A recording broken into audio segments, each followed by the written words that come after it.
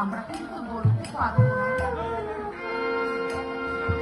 দেখো লক্ষ লক্ষ টাকা খরচ করে একটা বাড়ি করা যায়, আর লক্ষ লক্ষ টাকা খরচ করে একটা যজ্ঞ অনুষ্ঠান করা যায় না। কেন যায় না?